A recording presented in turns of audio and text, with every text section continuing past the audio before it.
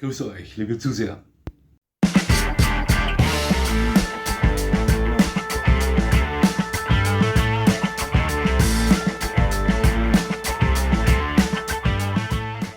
Nochmal herzlichst willkommen, liebe Zuseher, hier auf meinem Kanal. Ich freue mich sehr, dass Sie da sind. Ich sage Ihnen gleich, heute wird spannend.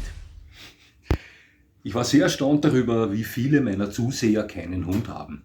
Ich wurde in letzter Zeit zum wiederholten Male von Zusehern meines Kanals angeschrieben, die noch nie einen Hund hatten, die sich sehr für Hunde interessieren und sich in Zukunft einen nehmen wollen. Ich wurde da gebeten um Ratschläge, um Tipps bezüglich der richtigen Rasse, alltäglichen Situationen und so weiter. Und ich habe ja schon mal gesagt, dass einer der Gründe, weshalb ich diesen Kanal betreibe, dieser ist, um es Menschen in Zukunft vielleicht zu erleichtern mit ihrem Hund, wenn sie noch nie einen Hund hatten. Und wenn da eines meiner Videos dazu beiträgt, dann freut mich das enorm, denn ich sagte auch schon, oftmals sehe ich Team Mensch-Hund, das unheimlich miteinander harmoniert, das freut mich dann, ja, ob ich die Leute kenne oder nicht.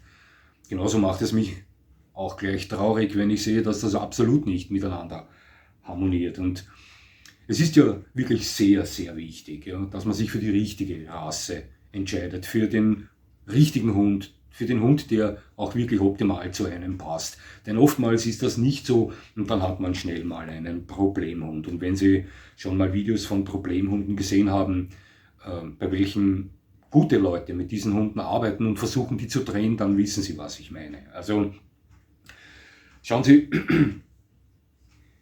auch ich arbeitete schon mit echten Problemhunden, aber ich gebe es offen und ehrlich zu, ich habe das Händchen nicht für Hunde, die charakterlich schon komplett davon gelaufen sind. Ich bin eher der klassische Hundetrainer. Ich kann Ihnen dabei helfen, den Hund in richtige Richtung zu lenken. Ja? Aber wenn der Hund mal absolut davon gelaufen ist, charakterlich, den wieder umzudrehen, dafür bin ich eher nicht der richtige Mann. Da gibt es viel, viel, viel bessere Leute da draußen als mich. Doch immer hat es einen Grund, dass ein Hund zum Problemhund wird. Das ist nicht immer die Erziehung. Manchmal kommen Hunde auch mit psychischer Störung zur Welt. Das gibt es bei Hunden genauso wie bei uns Menschen oder anderen Lebewesen, ganz klar. Aber oftmals hakt es schon bei der Erziehung. Da passt was nicht zwischen Hund und Mensch. Da ist irgendwo etwas faul. So dachte ich mir, kannst du nicht mal irgendetwas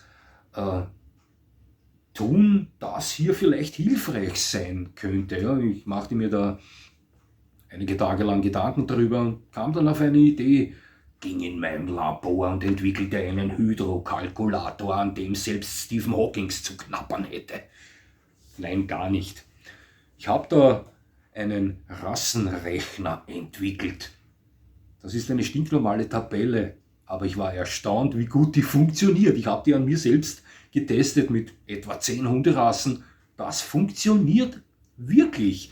Ich möchte dir hier jetzt kurz mal erklären und dann im Anschluss da 3 grundverschiedene Hunderassen durchschicken. Ja, Sie werden sehen, das funktioniert. Ja, ich habe mir 5 Eigenschaften von Hunden und 5 Eigenschaften von Menschen herausgesucht, die für mich als tragend gelten bei der Auswahl eines Rassehundes. Bei den Hunden wäre das erstens die Substanz, also Körperkraft, Größe, Gewicht, der Charakter, also nicht kompliziert, neutral oder anspruchsvoll, der Platzbedarf, gering, mittel oder groß, der Bewegungsdrang, ebenfalls gering, mittel oder groß, und die Beschäftigung bedeutet, welche Aufgaben muss ich diesem Hund bieten können, damit er geistig ausgelastet ist.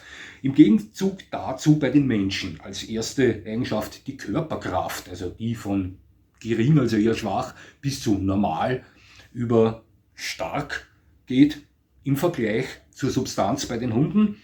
Im Vergleich zum Charakter bei den Hunden, die habe ich mir die Kompetenz ausgesucht, also die Hundeerfahrung, die hier wieder von gering bis zu normal oder gut bis zu Hundeprofi geht.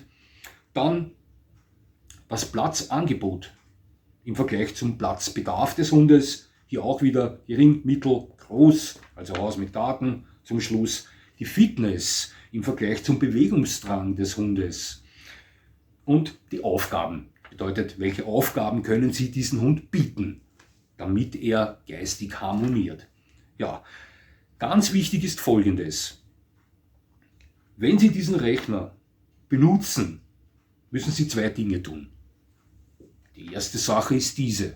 Sie interessieren sich für eine Hunderasse, dann recherchieren Sie mal etwas genauer. Das muss keine Tage oder Wochen in Anspruch nehmen, das genügt einige Stunden. Denn ich sage Ihnen was, wenn Sie sich zum Beispiel für einen Pudel interessieren, es gibt haufenweise Infos über Pudel im Netz. Lesen Sie sich einige Stunden ein, schnell haben Sie herausgefunden, wie der Hund substanztechnisch dasteht, was er für einen Charakter hat, der Platzbedarf, der Bewegungsdrang des Pudels und welche Aufgaben sie ihm bieten können müssen. Ja? Und dann wird es ganz glimpflich, denn wenn Sie jetzt den Rechner auf sich selbst anwenden, dann müssen Sie ganz ehrlich sein. Es nützt nichts, wenn Sie bei der Körperkraft ein X machen beim 3. Drittel, Sie aber in Wirklichkeit ein schwacher Mensch sind. Denn dann lügen Sie sich ja selbst an. Also bei den Kreuzchen in den Dritteln der Eigenschaften der Menschen müssen Sie ganz ehrlich sein. Also wenn Sie ein schwacher Mensch sind, das Kreuzchen im 1. Drittel. Wenn Sie ein wahnsinnig kompetenter, erfahrener Hundemensch sind, das Kreuzchen im 3. Drittel und so weiter. Hier müssen Sie ganz ehrlich sein. Sonst ist dieser Kalkulator, dieser Rechner ja nichts wert. Ich möchte jetzt mit einer der 3 Hunderassen, die absolut unterschiedlich sind, mal beginnen. Und als Beispiel Mensch nehme ich einen Durchschnittsmensch, der in allen Eigenschaften das 2. Drittel besetzt. Ich gehe mal davon aus, dass das Groß der Leute ist in Realität. Also die Menschen besetzen hier jeweils bei jeder Eigenschaft, bei diesem Test jetzt, immer das 2. Drittel. Beginnen wir mit dem deutschen Jagdterrier. Bei der Substanz füge ich den deutschen Jagdterrier ins 1. Drittel ein. Der Mensch ist hier im 2. Drittel. Bedeutet, rein körperkrafttechnisch würde das super passen. Beim Charakter muss der deutsche Jagdterrier ins 3. Drittel. Das ist ein unheimlich anspruchsvoller Hund für erfahrene Leute. Sie befinden sich im 2. Drittel. Hier kann es haken. Das ist schon eine Überlegung wert. Beim Platzbedarf ist für mich der deutsche Jagdterrier im 1. Drittel zu Hause. Sie sind beim Platzbedarf im 2. Drittel, da passt's wieder. Beim Bewegungsdrang muss der deutsche Jagdterrier ins 3. Drittel. Das ist ein Hund, ein purer Jäger, der muss bewegt werden. Mit dem muss man unterwegs sein, der gehört körperlich gefordert. Sie befinden sich bei der Eigenschaft Fitness im 2. Drittel. Auch hier könnte es haken. Da müssen Sie an Ihrer Fitness arbeiten. Und bei der Beschäftigung gehört der deutsche Jagdterrier ebenfalls ins 3. Drittel. Der Hund benötigt Aufgaben. Der muss geistig genauso gefordert werden, wie er körperlich gefordert wird, sonst dreht der am Rad, der deutsche Jagdterrier. Sie sind hier im 2. Drittel und eher nicht so geeignet für den deutschen Jagdterrier. Unterm Strich würde ich sagen, ist der deutsche Jagdterrier für diesen Durchschnittsmenschen nicht wirklich geeignet. Also es gibt da einige Sachen, an denen Sie, wenn Sie vorhaben, einen deutschen Jagdterrier zu erwerben und sich überall im 2. Drittel befinden, an sich arbeiten müssen, würde ich mal behaupten. Kommen wir zum zweiten Hund und das ist der Golden Retriever. Den Golden Retriever werfe ich bei der Substanz ins 2. Drittel. Hier sind auch Sie im 2. Drittel. Super. Beim Charakter werfe ich den Goldie ins 1. Drittel. Das ist ein recht unkomplizierter Hund. Sie befinden sich im 2. Drittel, haben Hundeerfahrung, befinden sich da im Mittel. Auch das harmoniert. Beim Platzbedarf kommt der Goldie bei mir ins 2. Drittel. Sie sind beim Platzangebot ebenfalls im 2. Drittel, auch das würde passen. Beim Bewegungsdrang ist der Goldie bei mir auch im 2. Drittel. Das ist kein Phlegmatiker, aber auch kein Supersportler. Sie sind bei der Fitness ebenfalls im 2. Drittel, also passt das. Aufgaben, Beschäftigung, der Goldie ebenfalls im 2. Drittel, auch der braucht Aufgaben, aber bei weitem nicht in dem Ausmaß wie zum Beispiel der deutsche Jagdterrier. Auch hier befinden sie sich bei den Aufgaben im 2. Drittel und auch das passt. Und wenn wir uns das jetzt mal ansehen, würde ich sagen, der Golden Retriever wird für einen Menschen, der sich hier durchschnittlich überall im 2. Drittel befindet, absolut perfekt passen. Der dritte Hund, den ich hier in den Rechner werfe, ist der Dogo Argentino. Bei der Substanz kommt der Dogo bei mir, das steht außer Frage, ins dritte Drittel. Er mag nicht viel schwerer werden als ein Golden Retriever, aber das ist ein wahnsinnig starker Hund mit stahlharten Muskeln. Der gehört ins dritte Drittel hinein. Sie befinden sich da bei der Körperkraft im zweiten Drittel. Aufpassen, da wird's eng. Wenn ein Dogo Argentino Gas gibt und Sie kein starker Mensch sind, wird's eng.